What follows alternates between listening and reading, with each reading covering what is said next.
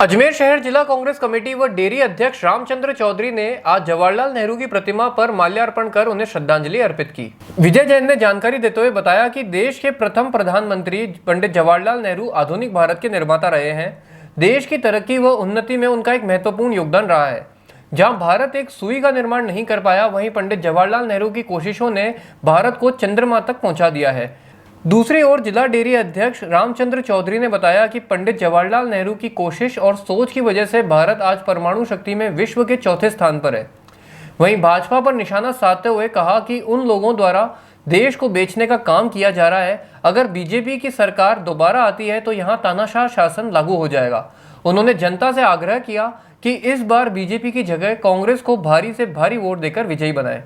जब बात हो चूल्हे, चिमनी, वाटर प्यूरिफायर और आरओ सिस्टम की, तो बेहतरीन टेक्नोलॉजी और बेस्ट क्वालिटी प्रोडक्ट्स के लिए आए श्री मार्केटिंग, जिस पर है सबका पिछले 25 वर्षों का भरोसा। पाएं आफ्टर सेल सर्विसेज के साथ बेस्ट क्वालिटी प्रोडक्ट्स, वो भी कम से कम कीमत पर। श्री मार्केटिंग, कचहरी रोड, डॉक्टर क्षेत्रपाल के पीछे, स्टेफन चौराहा, वैशाली नगर और मार्टिनडल ब्रिज, ब्यावर रोड, अजमेर। वैशाली नगर वाले शोरूम पर इंटीरियर डेकोरेशन के लेटेस्ट डिजाइन के आइटम्स, LED लाइट्स, झूमर, हैंगिंग लाइट्स और सभी प्रकार के इंटीरियर आइटम्स उपलब्ध। हमारे देश के प्रथम प्रधानमंत्री स्वर्गीय जवाहरलाल नेहरू जी की जयंती पर अजमेर शहर जिला कांग्रेस कमेटी की ओर से उन्हें शत नमन बंदन करते हुए आज यहाँ उनके मूर्ति, उनके सर्किल पर जो है हमने यहाँ पुष्पांजलि कार्यक्रम आयोजित किया।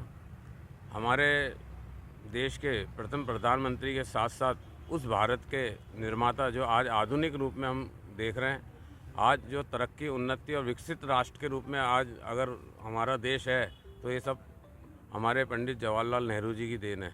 उनकी देन है, उनकी सोच थी कि जब उन्होंने देश आज़ाद हुआ, उस आज़ादी में उन्होंने उस वक्त ये जो कहा कि जहाँ पूरा विश्व सो रहा होगा, वहाँ हमारा देश एक नए विकसित राष्ट्र को और हमारे देश में एक नया सवेरा होके उभरेगा। और वो वास्तव में जहाँ भारत में सुई नहीं बनती थी, वहाँ आज हमारे देश के अंदर कहाँ तक हम चंद्रमा तक जा रहे हैं। कौन कौन से हमारे देश के अंदर उपक्रम नहीं बन रहे हैं, कौन कौन सी हमारी देश के अंदर चीज़ नहीं बन रही है। आज जिस चीज़ को हम देखें, आज चाहे हम शिक्षा क्षेत्र में लें, IIT लें, चाहे एम्स लें, स्वास्थ्य क्षेत्र में, ये सब नेहरू जी की देन थी। इसरो लें, आज हम साइंस के उसमें, तो नेहरू जी की देन थी।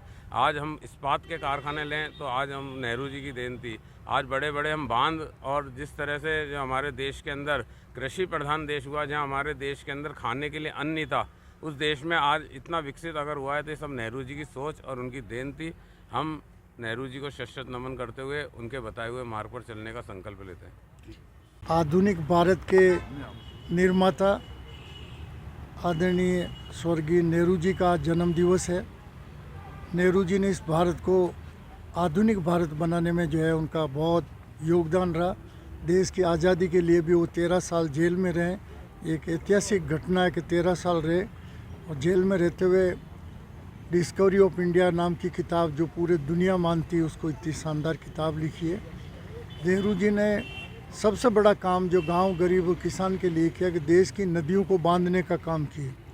जितने बड़े बांध हैं नेहरू जी के टाइम बने इस देश में, और उससे जो है खेती के लिए सिंचाई का पानी मिला और बिजली के जो उत्पादन के जो है बिजली घर वहाँ बनाए गए। नेहरू जी की देन थी जो Bhabha atomic research centre Bombay में जो बना परमाणु शक्ति का, वो उन्हीं की देन थी, उन्हीं की सोच थी, जो आगे जाके आज परमाणु शक्ति के रूप में भारत जो है दुनिया में चौथे स्थान पे है। उन्हीं का ही सोच है कि उन्होंने एयर इंडिया टाटा के पास थी, भारत सरकार का उपक्रम बनाया खरीद के, और वापस बीजेपी की सरकार ने, मोदी जी ने कहते हमने विकास किया, विकास नहीं करके वापस एयर इंडिया को वापस टाटा को सौंप दिया।